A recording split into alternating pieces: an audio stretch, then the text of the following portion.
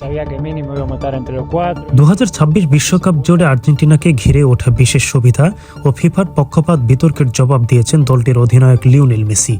তার ভাষ্য, টানা দ্বিতীয়বার বিশ্বকাপের ফাইনালে ওঠা প্রমাণ করে আর্জেন্টিনার সাফল্য কোনো ভাগ্য বা বিশেষ সুবিধার ফল নয়, বরং ধারাবাহিক পারফরমেন্সের প্রতিফলন। বিশ্বকাপ শুরুর পর থেকে সামাজিক যোগাযোগ মাধ্যম ও বিভিন্ন মহলে অভিযোগ ওঠে ফিফা নাকি আর্জেন্টিনাকে সুবিধা দিচ্ছে এবং রেফারি ও ভিএআর এর কিছু সিদ্ধান্ত আর্জেন্টিনার পক্ষে গেছে।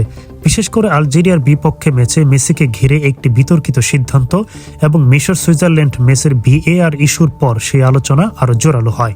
তবে এসব অভিযোগকে সম্পূর্ণ ভিত্তিহীন বলে উড়িয়ে দিয়েছেন মেসি। এনডিটিভিকে দেওয়া প্রতিক্রিয়ায় তিনি বলেন, কারো খারাপ লাগলে লাগুক, গত 4 বছর ধরে আমরাই সেরা দল।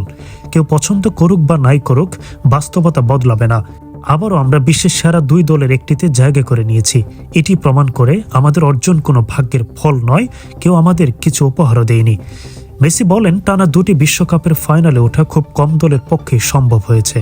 আমাদের দল সেটাই করে দেখিয়েছে। যদি আমরা ইংল্যান্ডের কাছে হেরে যেতাম তাহলে অনেকে নানা রকম কথা বলতো, কিন্তু আমরা তাদের সেই সুযোগ দেইনি। আমরা জানতাম ফুটবলীয় দিক থেকে আমরা তাদের চেয়ে ভালো। তবে এমন বড় ম্যাচে অনেক কিছুই ঘটে, ইতিহাসও তৈরি হয়।